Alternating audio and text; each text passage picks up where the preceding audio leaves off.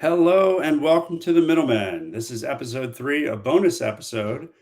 This episode is going to be about slap. Todd, tell us what that means. Well, I prefer the phrase slap happy. I think it's a more interesting way of describing what's going on. Slap, which I totally want to grow in, as I explain what this reference to. Someone said that there's news recently this week of Trade Desk has produced this premium site list, this premium internet, quote unquote, and explains for those who can see the video the background that Tom has, which is an image of the Death Star shooting Alderaan, where the Death Star is Trade Desk and Alderaan is labeled publishers that don't integrate UID2. I've seen another version of this meme, which is Trade Desk as the Death Star and Alderaan as the open web. Is and so the idea here, someone said, "Oh, it's Siteless as a product," and I said, "It's Slap," and I groaned audibly out loud when I read that. I'm like, we do not need another acronym here. This is and hopefully this does not take off as an It's acronym. okay. Yeah, 4-letter acronyms don't work as well as 3-letter acronyms. So Exactly. So Slap. Well, actually, I think it was as someone said SLAPP or something. Anyway, it could be a 5-letter acronym, which would be even worse. Um, and so there's this buzz, this news around this premium site list, which was produced in part from inputs from Sincera, uh, a company that provides information data filters on publishers. And so, to me, the biggest thing was site lists, or the idea that DSPs don't have preferred partner, preferred publisher, preferred supply list is kind of silly. As someone who ran a DSP for a decade, called Zamanta, a great product, everyone. It's still around. It's owned and operated by Outbrain. Encourage everyone who needs a DSP to sign up for it. Um, as someone who ran a DSP, I can tell you every DSP has a list of preferred publishers, preferred slide partners, recommended default list of publishers for campaigns. This is not a new thing or news. So if it's publishers, if you not, thought this didn't exist, I'm here to tell you it's existed for a long time. well, if it's not news, is this analogous to how in the mobile world you have Android has a feature for like 2 years, and then all of a sudden the market leader Apple comes in with their product marketing team and says we have a new copy and paste feature, or we have some new thing that's been around for a while, but now you should actually take a look at it because now it's serious because the market leader is doing it for the first time in a serious way. It's all new. It's the best it could ever be. Is that sort of what's happening with the trade desk? Like, what did they build here? It would started out, it was just 100 sites, and then I heard 500. What is it? Well, now it's I want to call out. Oh, and I should give reference to props to Johannes Barnes, is where we got the image from, at Johannes Barnes on Twitter.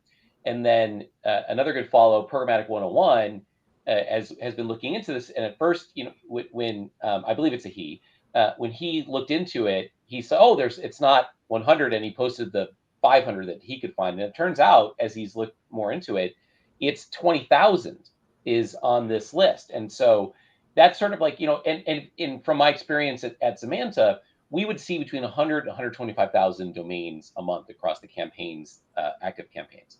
That's a lot of domains. And that's sort of I think a good, and AdSense supposedly has 1 million publishers globally, to give some perspective on the scale of these things. And so 100,000 publishers is a lot. So basically, if you assume Trade Desk is kind of seeing the same amount, 100,000, 125,000, they're kind of pointing out their top 20%, right? The 80-20 rule. Top 20% are, even within Zamanta, probably ran 80% of the impressions, maybe even 90% of the impressions.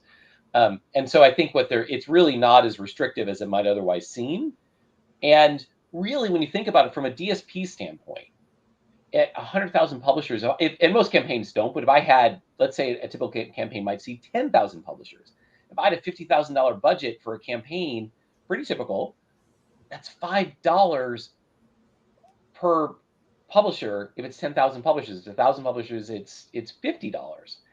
And in a month, and $50 isn't a lot. It's not, you're not getting a lot of signal. It's hard for ML systems or other systems that are using signals to optimize against.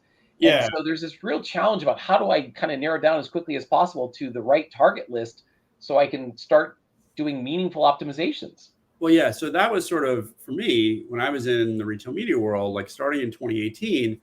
site lists were kind of the bane of our existence, whether it was a whitelist or a blacklist or a block list. The agencies wanted to see that there was a robust list that was being used. They wanted to review that, but it was very manually done. And even if it was manual or machine learning, it was all done on whether the site was getting clicks, or the site was something that kept our viewability percentage above 70%.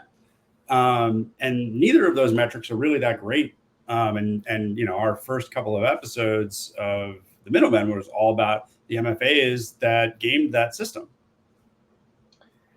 And I think one of the things that when we're getting into the weeds of really the mechanics of online advertising here, but as an advertiser or a trader using a DSP, our biggest ask for every new user, for every new campaign was at Semanta, I should say, well, what's your recommended site list? And it's a cold start problem, right? The best campaigns were campaigns that ran for longer than a month, that ran for a lot more time, so that the system could optimize, would actually get enough signals to find the best publishers and placements and what have you.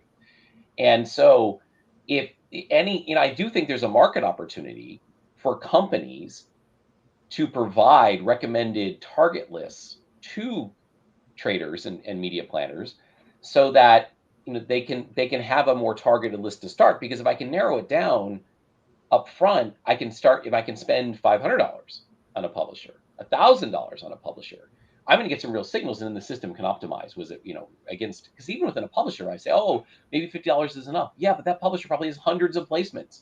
Suddenly, at $50, 50 cents per placement, that's not a lot of ads. And so you really have these opportunities where you can find a better target list from a site standpoint. And as the world moves away from audiences and cookies into more site and domain specific targeting, I think there's big opportunities for companies, Sincera, Mode, IAV, whatever, DB, to not necessarily be in the block list, like block offensive site or problematic sites, but instead be proactive and create lists, targeting lists that these traders and media planners can use.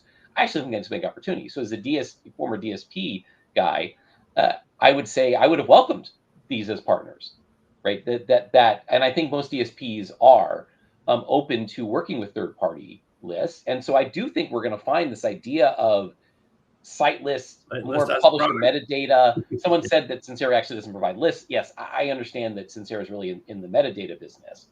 But my point was that, effectively what they're helping someone do is build a list, a targeting list. That's the practical thing that a media buyer needs to run a campaign. I'm just happy to see some transparency in that the publishers are listed at all, because I think we had gotten so far into the world of audience targeting where the publisher wasn't even part of the conversation anymore. And I think that the world of CTV is making it so the publishers are kind of front and center again. This is, to some extent, doing the same thing for the web, which could be helpful, at least for some of those larger publishers that maybe were hit with sledgehammers of keyword targeting, the premium news sites and things like that, were not getting the money they should have. So do you think it's a positive for the industry? I think it's sort of it's where the industry is moving. Yeah. Regardless, right? Which is I have to be more conscious about publishers and context and content, and less focused on audience. I think that's just where the world is going. And I think that as the media buyers and planners and traders start realizing that they have to think about this, I think it'll be interesting. Net positive, I don't know, but it's a shift. To your point of this is part of that movement away from audiences is domains. I think the other thing out of this is, if you're a publisher or an SSP or supply side person, you're trying to say, well, how do I get more from a DSP? How do I get on that premium list? How do I get on the default list? Well, it's not about hiring a bunch of biz dev people, rainmakers, to go call on the DSPs. What you really need are great ad ops people, pub ops people, because the easier technically I can work with you. I'm a DSP. If I can work with you as a publisher, the more likely you're going to end up on that list. You said, the Johannes Barn of the UID publishers who didn't have UID2 installed, are an example of, and it makes total sense. Trade Desk is going to work with publishers that support their data standards. And if I'm a DSP, I'm going to work more with publishers who do a great job of reporting information back to me and work well, and everything just flows. Friction's bad. So if you can eliminate friction, you're going to get more money from the DSP. So you pubs invest in, call it DSP ops or supply ops or programmatic ops, and make it easy for these platforms to spend money with you, technically speaking. Great. Well, I think we'll end this on just a congratulations to the Marketecture team, AdTech God, and Jeremy Bloom at AdTech Forum. They are now the empire. They have all merged together, and if we'll use the screen behind me one last time to analogize, we are now part of the Rebel Alliance. Us and Paul Gubbins with his forthcoming CTV podcast. We are the upstarts trying to continue the fight to bring explanation and clarity into the ad tech world. So we're excited to see all the changes that have been happening, and congrats again to all those guys. And we will be back with retail media very soon. So soon, we might even record it right after this. So thanks for listening, and have a great weekend. Until next time.